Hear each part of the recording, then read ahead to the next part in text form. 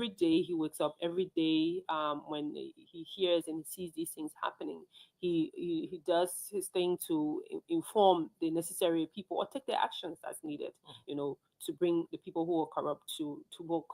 And one of the things that he's done when he became president was to institute a performance management system.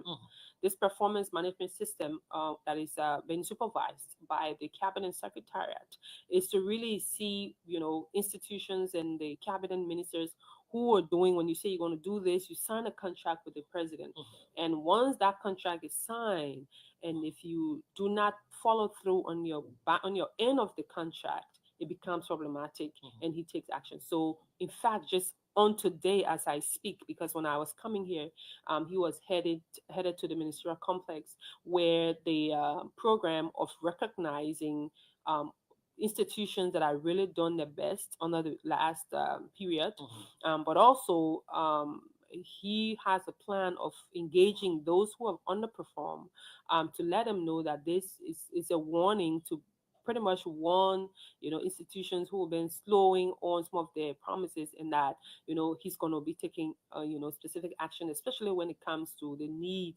for removal or dismissal, or however you term it. But yes, he's taking this process very seriously. So let's go back to the performance contracts. And even though the way it has been signed, is it been signed in the length of the administration? Are they being told to perform within a given period that is being assessed? How is the president looking at it? Is it say, okay, we'll give you a contract for 2 years, and in the 2 years, we'll come back to look at your performance, or this contract for performance is given for 6 months? How is it being given? So it's a 1 year. It's like an annual contract, Okay. and it's renewable. Okay. So now he's going to be renewing the contract. Mhm. And then if you're just joining, because every time when he appoints new people, especially heads of institution, so the institution have their own quote unquote magna carta per se, or their plan of action, or what they intend to achieve. Yeah. So you do your blueprint, or you do your plan and say, this is what I want to do for this time I'm in office. And when the president appoints you, you say, this is what I'm going to do. So on that performance, you have what you're supposed to do, and then you sign a 1 year contract. That 1 year contract will say, from this day to this time, I'm going to do this. If you fault on that contract, the president reviews, so it gets reviewed regularly. It gets reviewed by the team, and then the advice, given to the president that this is where we are. These are the best performing institutions. These are the underperforming institutions. These are the ministers who are in charge of these institutions, and then advise on what steps to take. And then he reviews everything and see the best thing to do. So instead of just the arbitrary removal of people, or just removing, or just taking abrupt actions, but this is meticulously done, so that when he fires you and say you're going because you're not living up to what is expected based on the contract, so it becomes that's where he's headed. So it's reviewed regularly, and then upon the conclusion of the period, if you did well, it's basically like you go to school for a year, and you're about to end the year. You have to get promotion or demotion or NTR, or you get several red marks, or you fail. So it is that process. So once you pass, you give in certificate and say, yes, you did well, continue. If you don't do well, they call you in that, hey, you lacking on this. So for the first year, because this was for many people in the government, this was like a first experience. For many of them, this form of review was a little bit challenging for some of them, where they needed to have understood what is being looked at. Yes, the contract was signed, the plan was there, the expectation, you were supposed to print out what you would do, and then so going forward, their contract are now tied to the arrested gender for inclusive development under each of the sector. So Smith, for example, if you are in the information sector, you're head of the information team and you sign your contract, if you promise that Liberians by so and so time should know XYZ of what's happening in the government, the team reviews, and if you check all your marks, you did well in that area, you get graded. If you didn't do well and you were just there, not doing what you're supposed to do, you get lower marks. So basically, meticulous the institutionalization of this process is what's happening. It seems interesting, but equally so, like you said, the performance of the individuals should also coincide with the president's agenda. The greater picture is to see the president achieve what he promised the Liberian people. It is not just about warning people who are not performing Mhm, and on low grades, but it's equally about taking action. mhm. How many warnings should we expect the president to give non-performers? Because if the president is to achieve in 6 years, those who are not performing as per his expectation should step up to beat his expectation as well. So, how long do we expect the president to keep warning people who are Oh non-performers? no, no, he's not going to. I mean, he's said this a number of times that he's done babysitting. Mhm, He's taking actions before where people are not performing or they're found to be corrupt, mhm, and he's committed to taking actions on those as well. mhm, So, like I mentioned, the system will be basically meticulous. mhm, That I mean, you've not done X, Y, Z. I mean, if resources, mhm, then we can adjust that. If the issue is just your deliberate inefficiency, mhm, ineffectiveness, mhm. or lack of knowledge of the area, then of course you're not supposed to be where you're placed, Okay. basically. Okay. So there are several sectors that are very concerning to the Mhm. Liberian people. So if it is not about education, it's going to be about health. Then, of course, the president owned issue on agriculture, which is very key. He's been moving around counties. He was in bombing a few days ago. So, how often is the president holding these consultations, especially with key ministries and agencies that are responsible to give a lift to the arrest agenda? For example, agriculture. Oh, so as you know, the president, he himself an agriculturist. He's a farmer. He Mhm, has a farm. And what he's done, I mean, as you know, they've had several cabinet meetings since taking over. And part of the reasons why these cabinet meetings are important is that the cabinet, the specific sectors are able to update, the president as to what they've done so far. mhm, And as you know, when he got in office, there was a big review of the agricultural plan, and it was developed. So there's a book this size of the country agricultural plans, and see where we are. And so there have been some inroads. There have been some investment in the sector, but most importantly, there have been huge interest by partners and international colleagues who are interested in investing in the sector, especially on the key areas of production. So, for example, rice. As you know, rice is our staple. mhm, We've been importing rice for I don't know since mhm, 19 as the lady will mhm, say. mhm, But one of the plan is that to ensure that now if you look on the market, you see some locally produced rice, mhm, but to do it in a more commercialized system mhm, and be able to help subsidize farmers so that they can produce. But beyond that, just to improve the sector, invite other players, international partners, or other people who produce rice to come and invest in the sector. And those are things that his team from the agriculture aspect is really doing, headed by the Minister of Agriculture, Dr. Nuta. More to that is that the other crops, vegetables, for example, cassava. mhm, In fact, his visit to Korea last year was one of that, to be able to really speak with institutions who are interested in the cassava production area. As you know, cassava has many different strains. You mhm, can use cassava for so many things, mhm. from our regular tipo, fufu, starch, and Yeah. whatnot. Mm. But I've seen where they have use it in perfumes. Use it for making plywoods, you use it for clothing, several different things can be done out of cassava, and to see how we can create a system where uh, bigger players can come in the market and compete, but also help create jobs and support the sector. So there have been some interest here and there, and the team is working to making that happen, where it will be able to put food on the table and all that. Besides cassava, there are other crops that's been looked at as well, from cocoa, the fruits, vegetables, and all of that. So, I mean, Smith, to be honest, the prospect in the agriculture sector is high. Okay. It may not happen just swiftly. Mhm.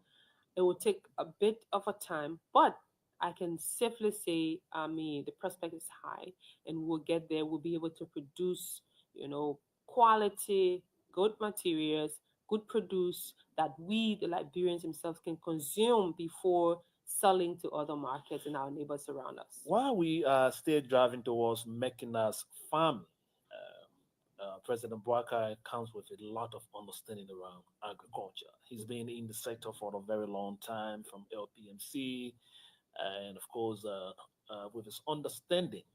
So we are yet to see a country that will feed itself. But again, in the president's wisdom, a few days ago, he signed an executive order dropping the tariff on rice. What drove that? Well, as there have been an executive order on the tariff reduction. Mhm. So if you read the executive order, you realize that we already had a pre-existing executive order on the reduction of the tariff on rice. Mhm. So this one, because that executive order expired. Okay. So as you know, executive orders expired, annually.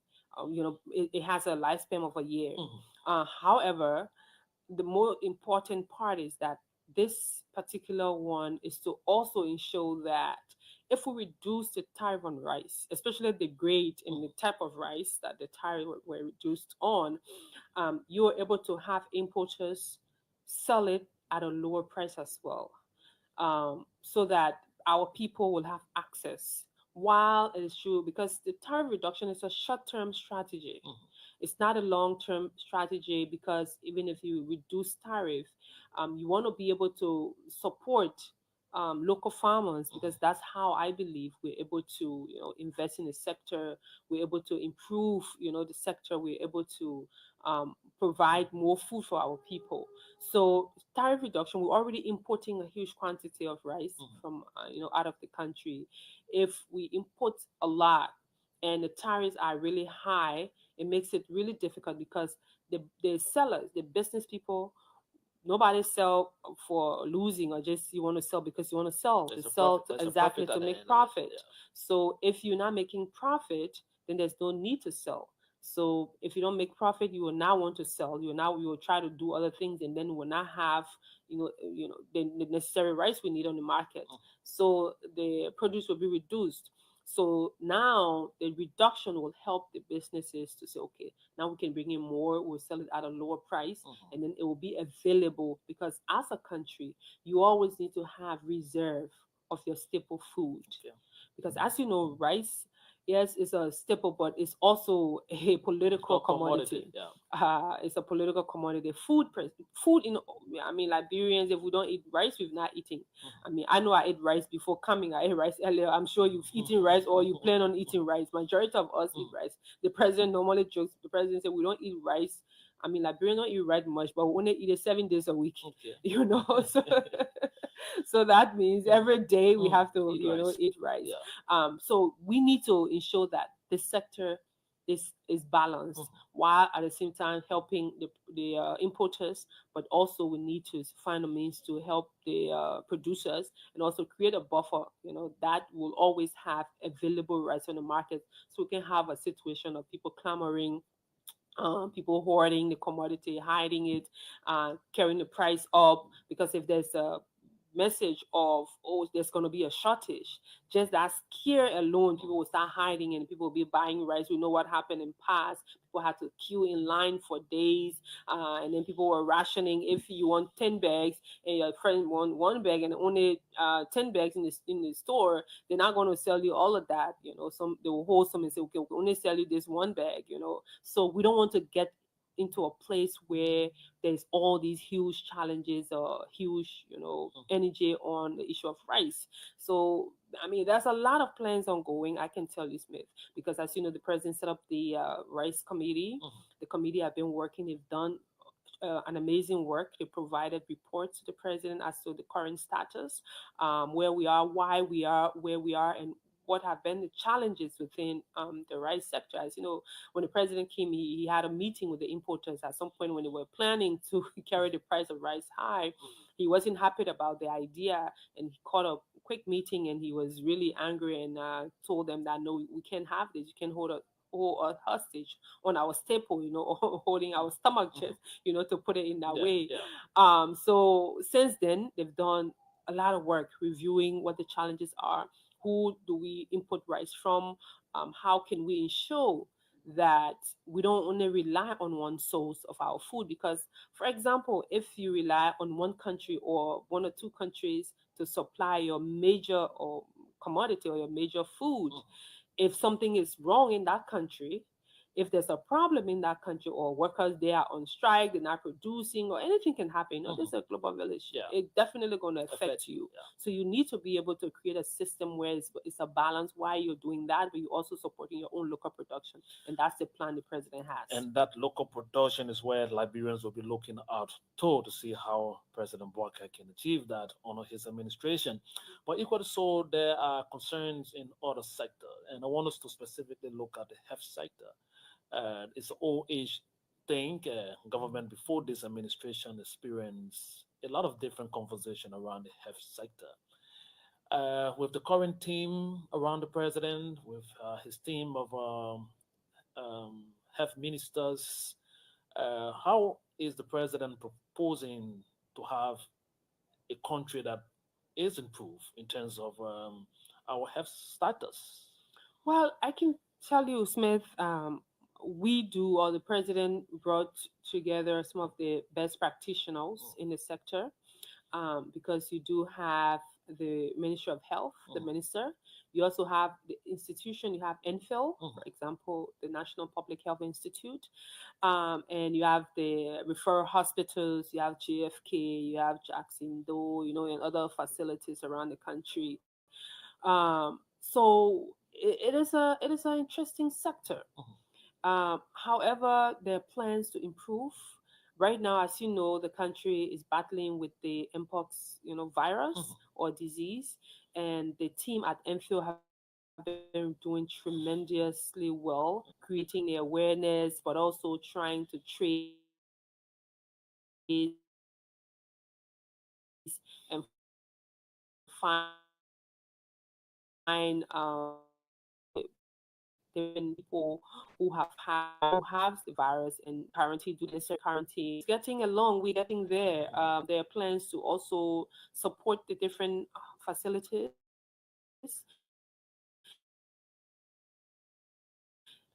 Jeff there, even with equipment and materials.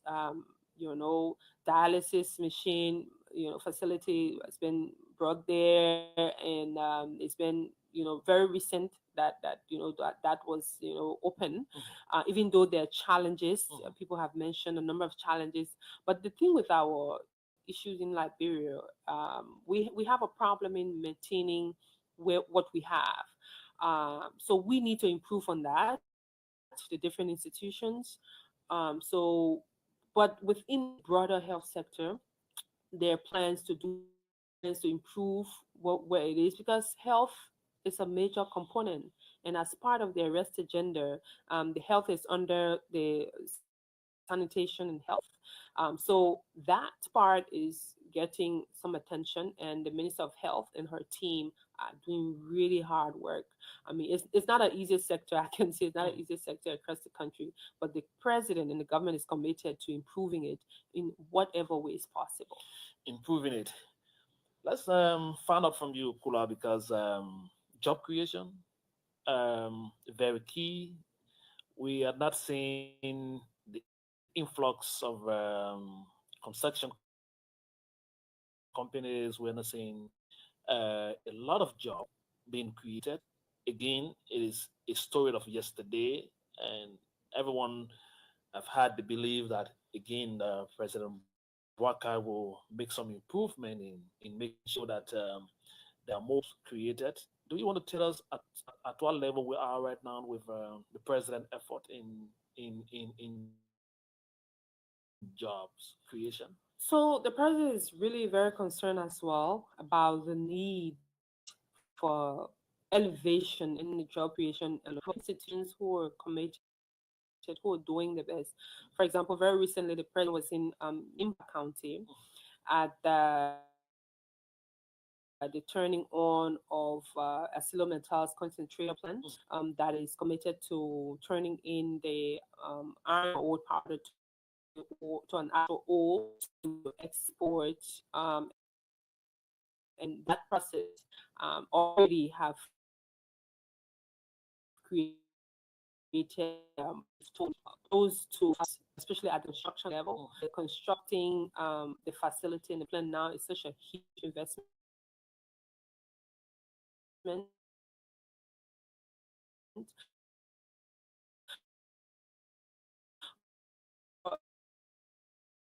Beyond that, completion of that plan, there is a plan to also add more,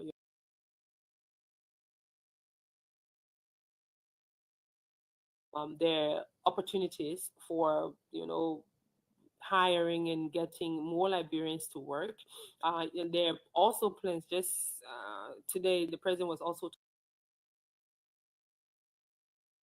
talking about the plan to create short-term and long-term employment opportunities, but more importantly, to train our people in the different sectors. Because Smith, come to think of it, sometimes when these organizations when they have opportunities and they want to ensure that they have the right people, we need to have qualified Liberians. We need to train our people. Our people need to come forward to get trained in the technical areas, and not everyone just doing the regular soft sciences, but to do really the hardware components, so that when these companies come, when these institutions talk about the opportunities in the agriculture sector, opportunities in the road sector now, the elevation of roadworks happening across the country, and people are getting hired on a regular basis, short-term hires and long-term hires, working with the construction companies and working across the country. For example, even today when I was coming, where roads are, you see a lot of young people, working in the different areas.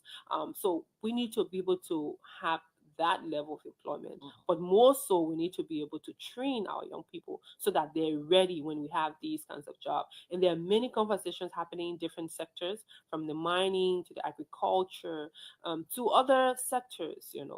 So once these sectors wheels of engine starts to activate, you'll have a need to have more people come on to those spaces. So technical knowledge and training is where the goal is. But the president is really concerned with that, and he's looking forward to ensuring that we have more of our young people getting employed in those different areas. So if we are still having these conversations, the next thing is a young man listening to you speak about the president's intention and the way forward is to see when will this actually happen.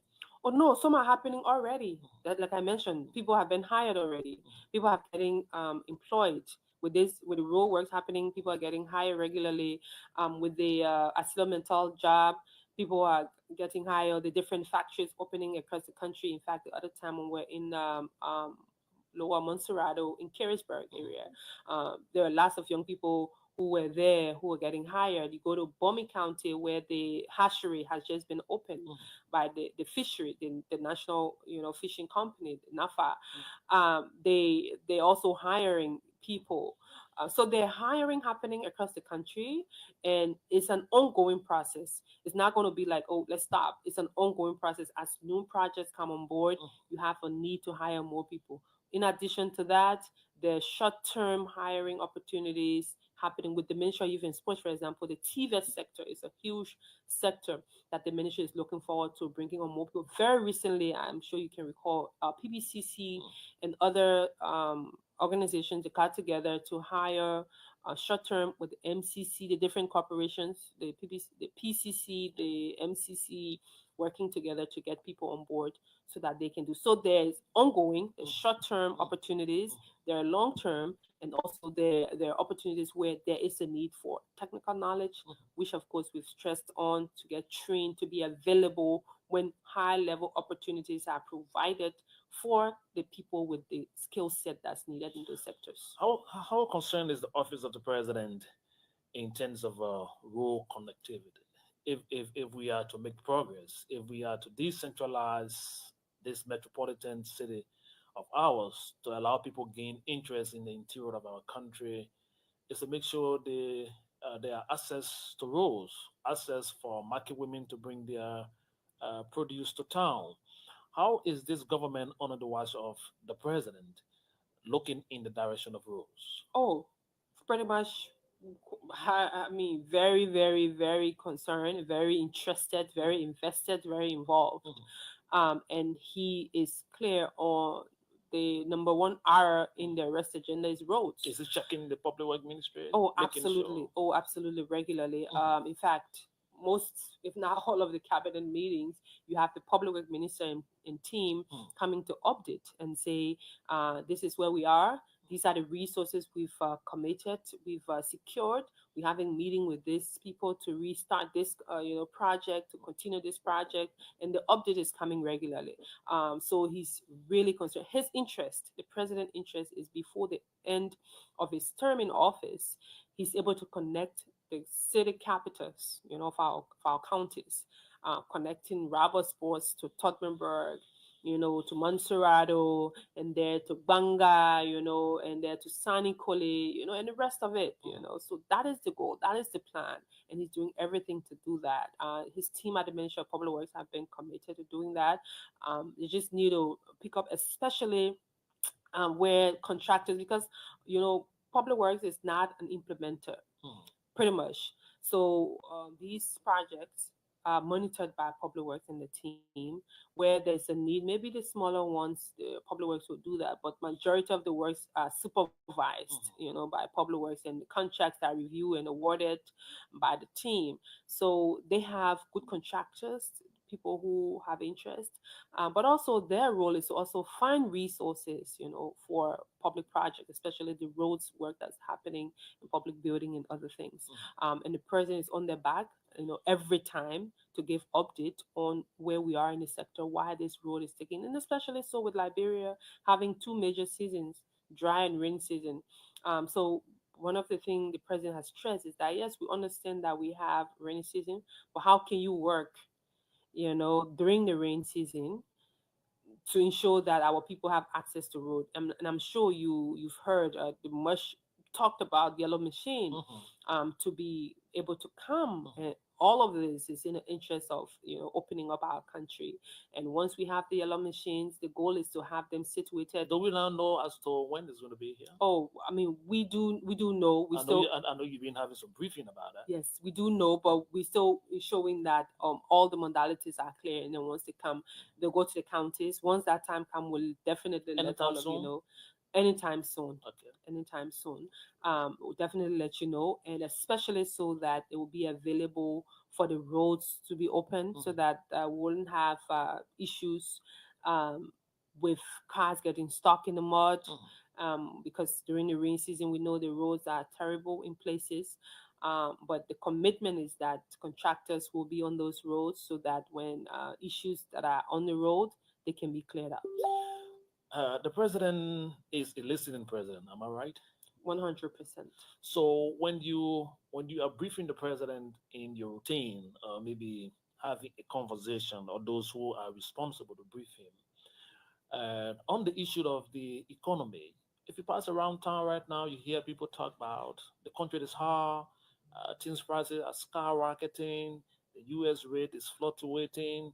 People are rather complaining about a difficult economy. And when he's been brief about what people are saying, what is his response? In fact, just yesterday, he Mhm. had a meeting with some members of the economic management team. There's a presentation on the status of our economy, primarily through the Ministry of Finance, our budget, the LRA, the Liberia Revenue Authority, team to get update on where we are financially, especially also in line with the rate fluctuation. As you know, fluctuation of rate in Liberia is not a known phenomenon. Sometimes it's, again, especially when we in a dual currency system, both USD and Liberian dollar that's been circulated on the market. So it's something that he's really concerned about. But beyond just the assumptions that things are really hard, let's take a step back. For example, Smith, But do you who hear that still, as well, Kula? oh, of course, Mhm, times are hard, things mhm, are difficult. I mean, but we live in a country where there are diversity of views, mhm, and President Boakai is open to listen to everyone, regardless of your school of thoughts, whether or not you've been factual. And one of the issues that he talks against is the issue of disinformation or misinformation. But coming back to the subject, for example, the staple, mhm, the commodities on the market. mhm, There may be slight changes in pricing here and there, but the rice remains stable and present or available in the market. mhm, You want rice, you get it. And there's slight reduction in the price of rice in most places, especially in Montserrat. Also, the fuel, the gasoline. mhm, Gasoline price have been stable for quite just a little slight increment of recent in the mhm. price. In the price, yeah. However, it's still available and Mhm, affordable. So those are major commodities that you look at to determine the living condition. mhm, What we've had problems with mhm. is when the price of commodities drop, the sellers, they don't want to To reduce, commensurate yeah. with the current prevailing rate, Mhm, and that's where awareness has been a problem. But the teams that are involved in part of those, they're committed to following up on those. So even with transportation, when gasoline price drops, it makes it difficult. However, the government institutions, so for example, within the transport sector, mhm, you have NTA is back on track, the National Transit Authority. I'm sure you've seen buses mhm, going around, and the stabilization, the prices of for distances have reduced. You get on NTA to go, for example, out of town, you pay a reduced fare. In around Montserrat, you pay a certain fare, and all of that. mhm. So those are things that you use to really measure the living condition or the current state of affairs of the economy, especially where people say the bread and butter issue. Mhm. And President Walker is really, really, really concerned about the bread and butter issue because, yes, Smith, you and I can sit here, we talk all the beautiful things. The president can get all the presentation from his cabinet ministers. Mhm. They can do everything, but if the people in the markets, if the people in the communities are not seeing the actual transformation, meaning not doing much. But if you see, At that point, mhm, that is where the conversation is. So mhm, the president is sitting at the executive mansion. He's receiving reports. There's a commerce ministry. There's a transport ministry. There's a LRA, and all of the agencies responsible to again address the bread and butter issue.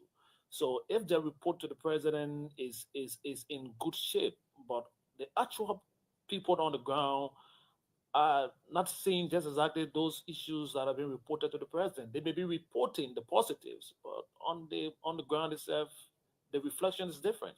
oh, that's what I'm saying. The president Mhm, listens to everyone, not just his ministers. mhm, So we do a regular briefing. In fact, when we produce the president briefing notes, mhm, we do what all of you are saying, what the media is saying, what's in the papers. mhm, We also do trending topics, mhm, things that people saying, people mhm, talking about in the communities. But also we ourselves, we a regular consumer. We go to the market. mhm, I go to the market to buy food, for example. I go red light sometimes, go Kuwait or Douala market to mhm, buy, and I see the planting, cassava leaf, all these different. We go to the market. I go to Oro sometimes, depending on where I am, where I want to buy. mhm, Go there and hear people speak and see. I mean, like I mentioned, uh, of course there'll be diversity of views, mhm, but let's be particular on the price of rice, the major commodities on the market, the price of fuel. So what we need to now do when these national commodities prices reduce, mhm, it has to commensurate with because once it's reduced and the transportation people or the taxi drivers or the bus drivers do not want to reduce their prices, And then if you have to buy rice, if you're buying a rice at a lower cost, like $15 as it's been sold now on Mhm. the by the wholesalers, or some places they Mhm. sell it 15. Once you buy a rice Mhm.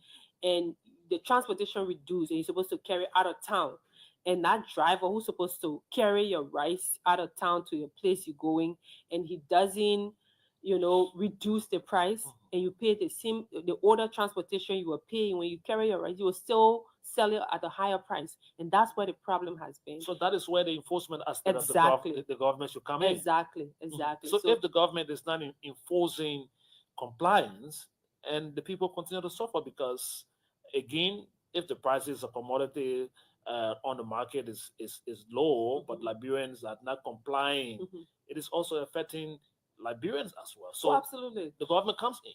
Absolutely. So Mhm. one of the things, in fact, good thing that is happening now is that Mhm. you have the different unions, Mhm. the driver unions, Mhm. the motorcycle unions, Mhm. the Liberia Marketing Association, the business people, the Importers Association, the cartels, and all these different organizations. Mhm. Part of the strategy with the Ministry of Transport, the government agency in charge of our business, like the Commerce Ministry, Mhm. they've built a relationship with these different organizations to be able to ensure that everyone is on the same pile. Of course, there are other pricing that's taking into consideration. Like, for example, with the Minister of Transport, I was in conversation with the Minister of Transport recently, and he was sharing that the price fare, or the fare that they put when they say from this distance to that distance is this price, it's not just the individual price or the cost of gasoline that's taken into consideration. They are taking into consideration the wear and tears Mhm. Mhm. Of the of the vehicles, yeah. vehicles. That you have some people are doing or work and pay. You have Mhm. to pay. You're taking all of those different things into consideration. The maintenance of the vehicle and all of that. So they do an average calculation. They come with a set price. That's how that is done. Okay. So what needs to happen now is working with those organizations and say, this is what the government approved price is. You have to work with your members to say, here it is. Let's do this. When we do this, it's not just about you making profit, but also about you helping the community, so that it's not just, it's a win-win situation. You don't want to, do it so hard or do it too high. You want to make sure that everyone is on the same page. And that process is actually the most challenging part. But the rest of the pricing reduction, the transportation reduction, the gasoline or petroleum product reduction, I mean, the team, LPRC, the Commerce Ministry, the rice importers, and all these different organizations are doing their part. Mhm. So now the enforcement part now is not just the harsh kind of enforcement, but also in a system of dialogue. That's where the work needs to happen stronger. Okay, so let me take you inside a little bit, because this one is a perception issue, and the reason why I want you to speak to it in a specific way is because it is a perception conversation in the public. Many persons think that the president is not in charge. His critics feel that those who are around the ambit of the president within the corridor of his office are the ones cutting the sharks. They are the guys who are telling the president, know this one, do this one, avoid this person, let's do it this way. You see the president every day as per your work, and you are opportune to listen to conversations around the corridor of the presidency. How do you dispel a conversation that this president is not in charge? Because I will really want you to go further, Mhm. Smith, to really speak to what some of those criticism, especially to say the president is not in charge. So, like, in charge of what? People who are around the president cutting the shot. Who are those around him cutting the shots? Maybe if we start with the specific, it will help us get some context. But to be honest, Mhm. I mean, President Boakai is a leader Mhm. who is not what people expect, a rashi hurry kind of president Okay. who will say like just rush and do things. Okay. Smith, I can tell you, President Barker is one of the most organized persons I've worked with. He understands exactly what he's doing.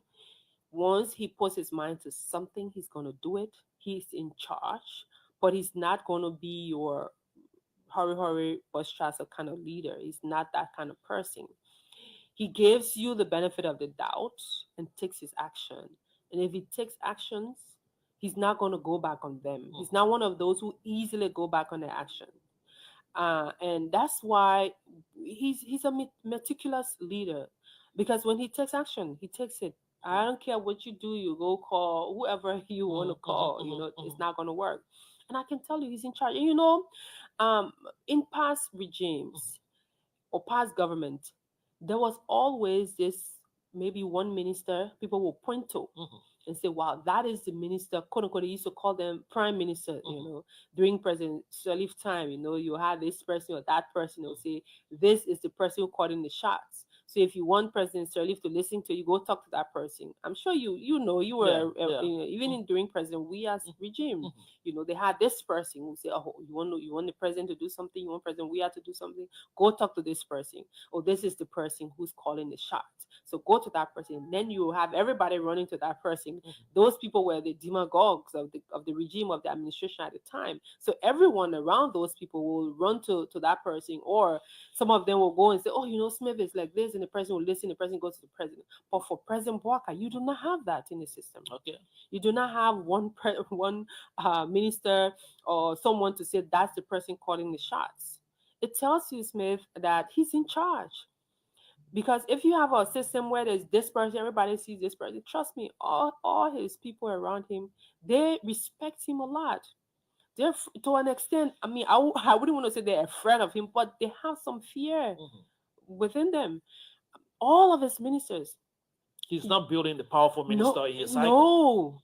You will today. You will go to sit down with the president. You will sit down with him and have breakfast with him.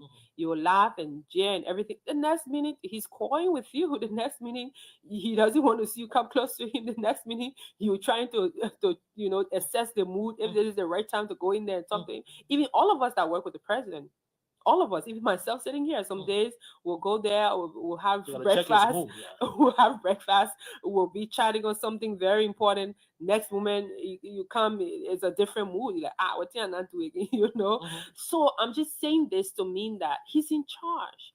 And there's no one in his administration that will say this is the person. So you have people guessing. People say, "Oh, should I go talk to the person?" Sometimes you even go to talk to that person. Person say, "You got to talk to the chief himself," or you go to this person, you got to talk to the chief himself. So if you have a leader like that who can decentralize, decision making, for example. In fact, one of the for me personally, the fascinating thing that I've not seen this. I worked with Madame Shalif, even though I wasn't within her kitchen cabinet, but I was close. I was at the Ministry of Youth and Sport as assistant minister. But also, I also served on Vision 2030 when I had the opportunity Yeah. to, in other spaces. So I've never seen. Normally, you will have president saying, "Okay, I'm appointing this person to this position. I'm doing this all." For example, when it comes to matters of foreign affairs, he get advice from the Minister of Foreign Affairs, appointments, and doing this. You will come if you say, I want John Brown to be on this mission. You got to stick. He will have his own pointers. People back then during the appointment days, people used to say, you got a black book, you got to be in that book or a Yeah. small book. But he will listen to the Minister of Foreign Affairs council and say, okay, this is your agenda for the Ministry of Foreign Affairs, Mr. President, and as your representative in this sector, I believe this person will do this, person will do that. They'll have a discussion. Similarly, when it comes to judicial matters, refer to the people within the judiciary, the legal advisor, the solicitor general, and at times the chief justice, even with appointments within the judiciary. He seek those counsel. When it comes to appointment in local government, you seek counsel from the Internal Affairs Minister. You seek counsel. So when you do that as a leader, it shows that you know what you're doing. You understand what you're doing because you want your agenda to succeed. You want your plan to succeed. And if you put these people as your leaders in those sectors, you trust their judgment when they advise you on certain things, Mm-hmm. you see it. And sometimes when they bring them in, he says, no, this is not how it's gonna work. And he tells them and he means it. Okay. And if you have someone like that, Mm-hmm. I believe is someone that's in charge, because if you're not in charge you wouldn't even care. Everything would just go amok. Mm-hmm. But I can tell you he's 1,000% in charge of the country. One thing I know from where you sit, responding to things around the office of the president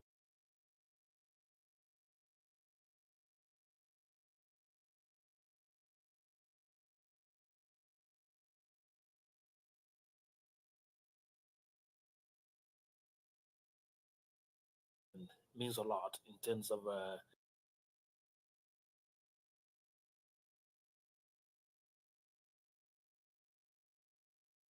movement out of the country on private flight and what have you. President Mbarkai came to power. Not many Liberians saw that coming. We started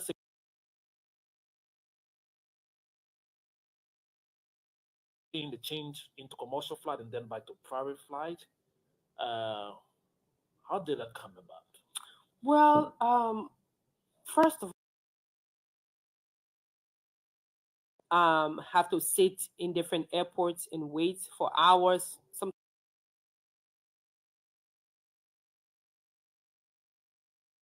Sometimes try to transit in places Mm, for a long time.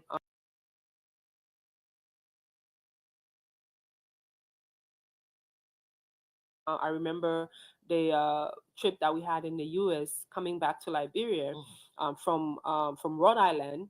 We had to come all the way to D.C. mm. and stayed almost 5 hours in transit for short stay. He had to book a In the he's done. presidential lounge. Oh yeah, yeah. I mean, like when he goes to the airport, he Mhm, says so. In fact, most of the time when he's going, even within the region, mhm, when he's going to Abuja sometimes, or to he will transit to Togo, or mhm. if he's especially Yeah. flying with Askai, Mhm, and he stays there for sometimes 3 hours. Say that the airport, the presidential lounge, mhm, wait there until the flight is ready to come. And this is a president. So majority of his mhm, travels have been through commercial flights. So with the quote unquote chartered flight, mhm, most of the time they're out of necessity. I can recall the first ECOWAS visit that he went to Abuja. mhm, It was quite chaotic, I can tell you, because I was there. mhm, Um, it was quite chaotic because the flight, all of these presidents, his colleagues from the different countries, mhm.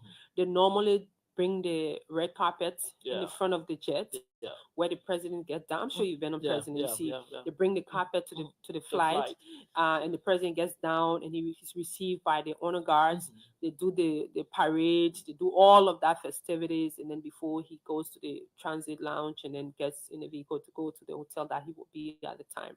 So the first visit, Smith, the president flew on commercial flight.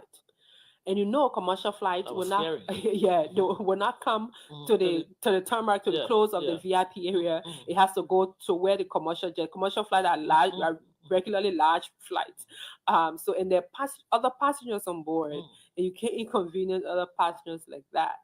And the people at the airport didn't even understand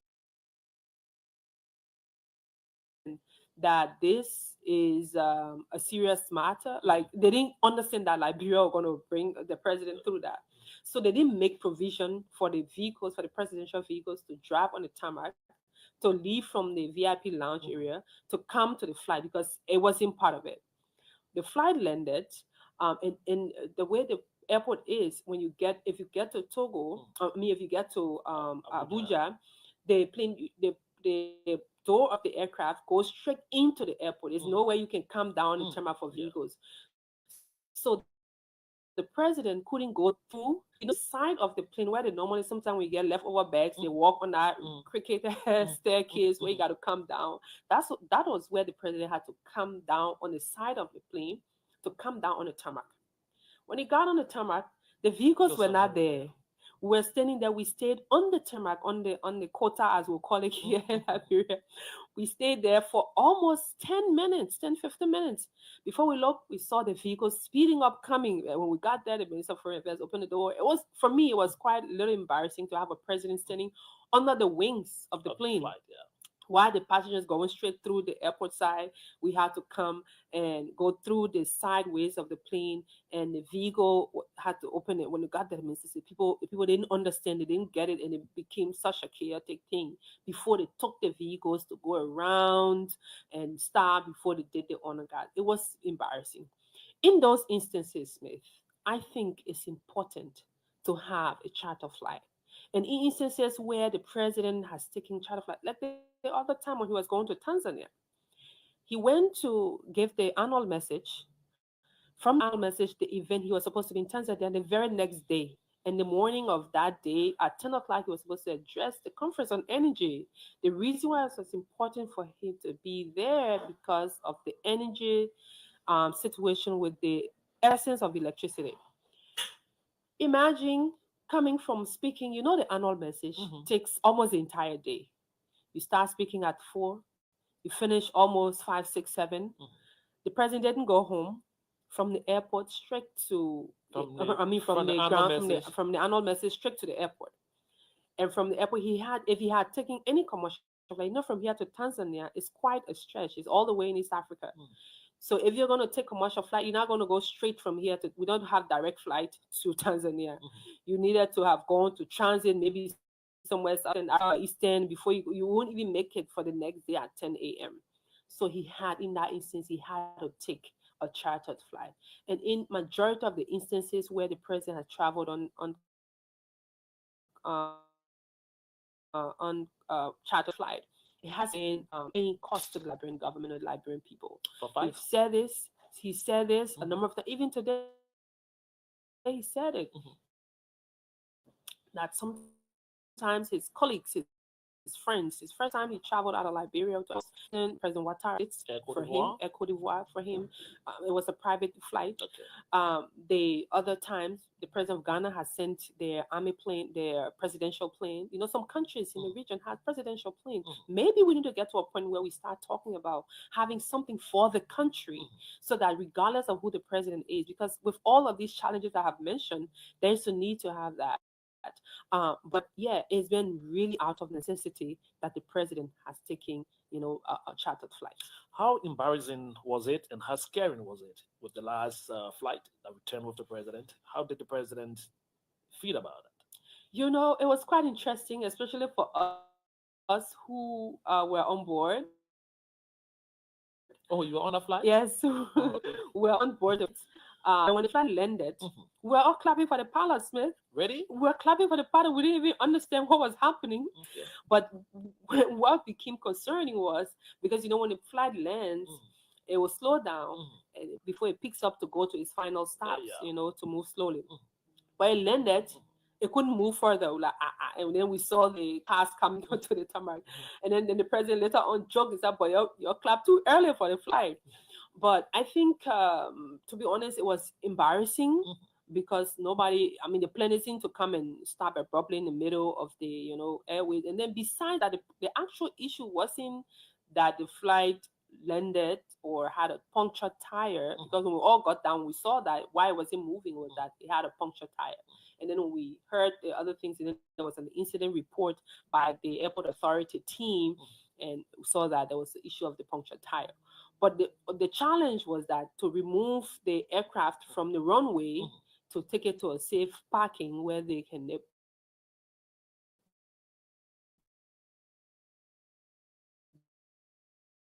be able to fix the tire. Because the pilot was Hmm. and Kim, because that same very day was when a number of things was happening. The president of Nigeria was going to Lagos. There were too many activities happening, but once our team left, for us to get there, it was quite interesting. But we thank God for a safe landing. But Okay. reviewing it, the president, he call his team, Is it especially now when they taking arrive. about that sort of a conversation that we need a flight specifically for such a travel? Because to be frank with you, traveling on a commercial flight, like you say, Ascar will take you to Ghana, a few minutes, then you go into Togo, then you have to disembark and then connect with another flight to your final destination. How is President Boakai thinking that this country now needs a own presidential flight? Well, to be honest, he's not thought about it. It's not something that he personally is willing to do right now because of the cost attached and other things. But I can safely say, Smith, there are people like from our experience, from out of what I've explained, Mhm. and other things, people are having this conversation that there is a need because it's embarrassing. Where you have your colleagues going to ECOWAS, he should be going to ECOWAS soon. The ECOWAS issuement happening, going there while all your friends are coming in with the countries, flights. After the meeting, they're able to go swiftly. You can actually go to your meetings, go on a short visit within the region, And come back. and especially with Liberia, UN Security Council, with what's happening in Sahel, internally, Sierra Leone, you can just do a quick stop over and come right back. But if you want to go on a commercial trip, you need to have no travel insurance. You need to have no travel insurance. And if you and I know traveling, maybe the president would take the private jet, but his interest, most of the time, he loves to ride the African commercial African flights like the Ethiopian Airlines and others, but in our sky. But I mean, of course, out of necessity, he will do that. But again, it's really a challenging thing traveling within the region. Okay, so let's talk just one more point, then we'll open the lines so you hear from Liberians with the message for you on Sarah front. Reconciliation seemed to be a burning conversation. If you, it depends who you talk to at a particular given time. The country looks more divided, not reconciled, and the hem of the country is the president. He should be taking the lead. Liberians are still struggling as to why we are having the president, who is the head of state, lead a country that is so divided with past leaders, past actors in government, young people in present administration, past people in gone administration. I find it difficult to see, and talk on issues of governance. Specifically, I want to just go back to, again, I will bring in former President Weah and current President Joseph Boakai. The country looks like a blue and green country. And this is one thing that President Boakai actually spoke against during his inauguration. Why are we stayed in this state? No, Smith, the country, I think there are few of us who are politically exposed, who believe the country is so divided. But majority of the Liberian people, what matters to them is the bread and butter issue.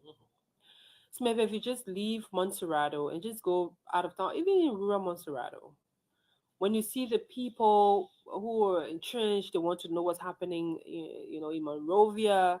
Their interest is to have the basic services in life, the water, the electricity, and that's something that's happening in places. Electricity are going to communities that they never saw electricity before. Running water, LWSC is doing her best to restore water where they were and to put water where they weren't. And for most people, those are the things that are important. So the issue of reconciliation, this is something that the president is very, very clear on. And one of the things he's done since he got, first of all, talk about beginning with the reburial of our past presidents. Regardless of what we say, Smith, what you think someone did, someone's hero is someone's nightmare is someone's hero. But as a country, regardless of the history of a leader, the representation and the respect and the restoration of those leaders is very, very important.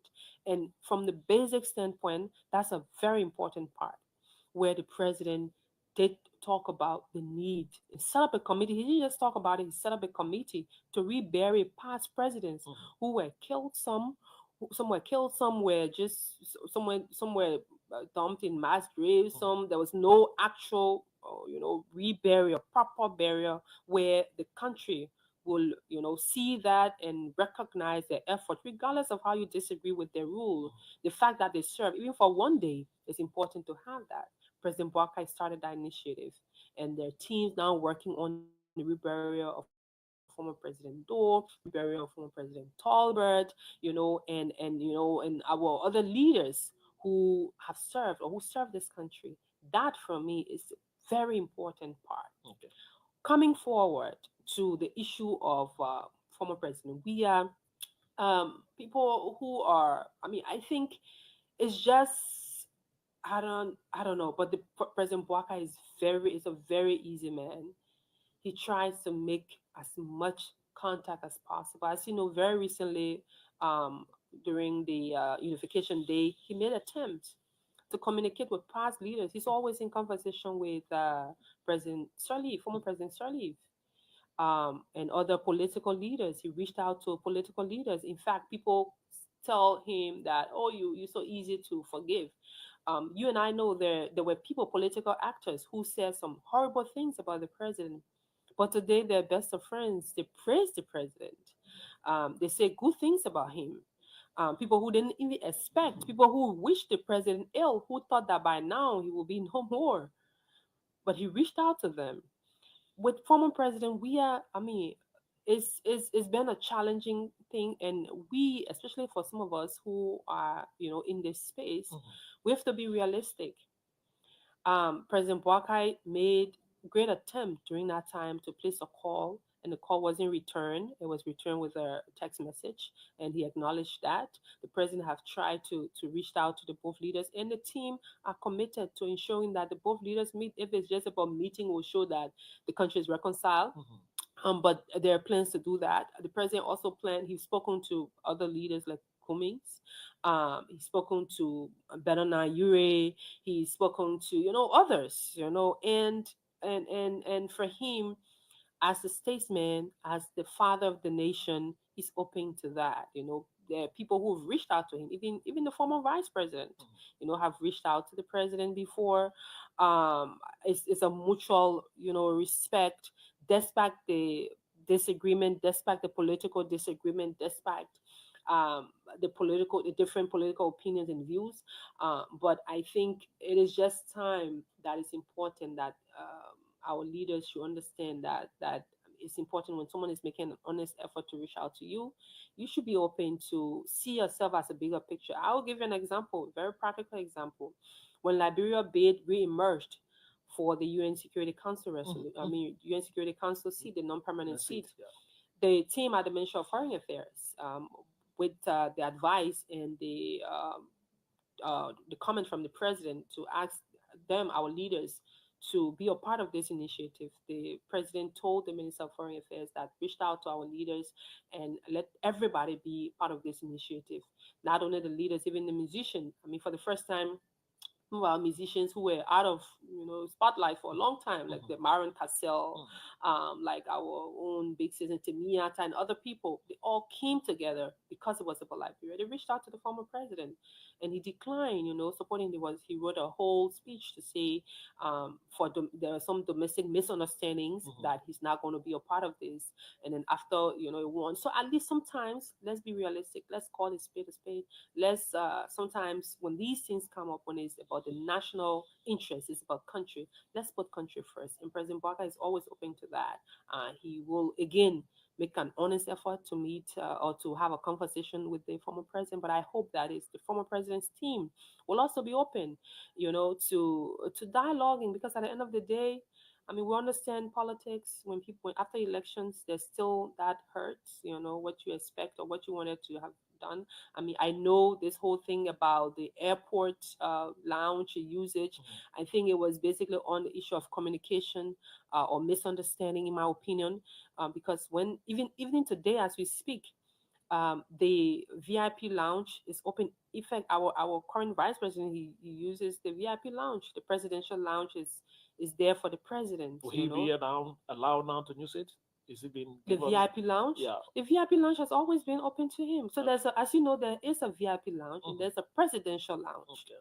So the presidential lounge is where it's only for president. If the president is not Which one? traveling, The new one. the new one is the presidential lounge. So the old one is now It's the the VIP is lounge. the VIP It's lounge. where the pro tem use. It's where the president, I mean the vice president, even in fact, as you know, the vice president is out of the country. It's what he used the last time he was traveling. When he's coming back, that's where he's going to use. The You old know, VIP lounge. yes, Okay. it's that's what it's called, the VIP lounge. Okay. The other one is the Presidential presidential lounge. lounge. Okay. So if once we understand this thing here, Mm. I mean, there's no intent for any form of disrespect whatsoever. So sometimes we understand, and the thing about this conversation, Smith, which is important to be had, Mm. sometimes it's actually not the individual leaders. If you connect with former President Weah, he's a very easy going man. He's someone who's easy to speak with. I mean, I've interacted with former President Weah when he was president, and it was a mutual, conversation. Oh, how you doing? And I was like, congratulations, Mr. President. Now he said, oh, and you already support me, and we all laugh about it and support Mr. President. All of us can support, the same at the time he was president. Mhm. So it's been that mutual thing. So if it's just President Walker and President Weah, Mhm. they both is good. So it's us, we the people who are around our leaders. We need to be try to put down the guards and really see it for why it is important, so that these two people can really see the country first. Because with President Boakai and President Boakai's team, it's an easy thing. We just hope that former President Weah and his team around him, can see this as in the best effort. So in You your know, mind, the issue is the people around oh, that's what I believe. the people That's around the that's what president. I believe, and people who advise former President Weah, because if it was just President Weah, I mean, he would love to represent. He represented the country even when he was not president. He played for this country. He flew the Liberian flag very high. He was peace ambassador. Everybody cheer him up. I knew George Weah before I actually knew him. I knew of him. We saw his photo growing up. We saw his picture Before to you got to see Reno. him in person. Yes, yes. We saw his statue to Reno Garage in Town. His statue, it was there, King George. We saw it on Broad Street, So we knew him as somebody who we saw. So seeing him, and we all loved him. So, but coming to the presidency and understanding, seeing, just sometimes is good. Even if your people advise you something, as a leader, you have to stand the higher ground. If President Boakai is making an honest effort, called you on the phone, there's no need to be back and forth and say, oh no, let's not do, oh no, we're trying to do this. And then after the win, your team wants to come to take the glory and say, and that's where people disagree during the UN Security Council win. If you wanted to take this to say, we started it, we did this, I mean, come. In fact, Liberians would have been happy to say, oh, thank God. Former President Weah is taking this UN Security Council seat. All of us will be happy because it's about Liberia. And I always say, Smith, that Liberia is bigger than any of us. Okay, so maybe I said the last one, but let me see if I can squeeze in one more to do justice to this interview with you. This whole hullabaloo from another branch of government, the national legislature. There was several conversation going the way of the executive, even though it is a separate branch of government. A lot of people think that the laws of our country were being disrespected. They were accusing fingers pointed to the presidency, another branch of government, but the president followed closely. How embarrassing, or how did the president see the entire impasse that equally affected the running of his administration? Smith, the president always say this, that Liberians, we have this tendency, when something's happening and everybody just looking, oh, but that thing happening, Smith not talking at you, Smith not talking at you. But Smith says, Smith interfering with the people business. So that was how the whole legislative impasse thing went on. As you know, and as you rightly put it, the Constitution is very clear as to the separate nature of the branches of government. They're separate but coordinate. So whatever leadership issues was in the legislature, it was of the legislature's own making and their own laws. They went ahead and elected their speaker, then the former speaker Kofa. They were the same people who said, we don't think we want this person to be our speaker. And they decided to go through their own process to remove him. This had nothing to do with the executive, or I would say little to do with the executive, especially where the little comes in now is talking about the coordinate aspect of the government. Of course, when issues within one branch will definitely affect the other because you all have to work together in the interest of the country. And the people went, "Oh, President, this thing is happening. We want your intervention." Many times he met all sides. He engaged, understanding what's happening. Can you guys go and solve your problems? And you guys go and solve the problem. They decided to solve the problem the way they wanted to. People went to court. So when people say, "Oh, the president was intervening and this and that," no, he didn't. But he met all sides. He met all sides. Okay. He met Kofa on many occasions. In fact, one of the training video I'm sure you heard, former speaker of Kofa talking, especially with the current case that's happening. So He was at the president's house, right? And they asked him, "What president?" Yeah. And he said, "Oh, of course, the current president, President Barker." And someone was saying something else. But it shows that during that time, the president was trying his best to intervene to make sure that all sides come to the table and finalize whatever was happening. As a statesman, as a leader, that's what he was supposed to do. He did that. Leaving that, they went ahead and again, they didn't want the leader. They went ahead to go through and remove him. They did that, and they came back and elected their speaker. And the president was very clear. The law is clear when it comes to how the governance system should work. I mean, our legal system, our law system, even at the level of the Supreme Court, it's majority. Majority carries the day. When majority says this is the decision, that's the decision of the court.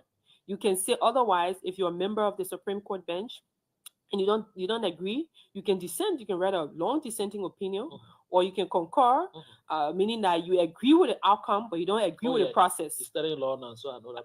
I'm a lawyer now. I'm an attorney, actually. An attorney at law. That's the portion I see you trying to dramatize. I'm just trying to explain to them. No, so once that's it, even coming to our democratic process, elections is by majority. We have a simple majority and absolute majority. Our law say 50% plus one.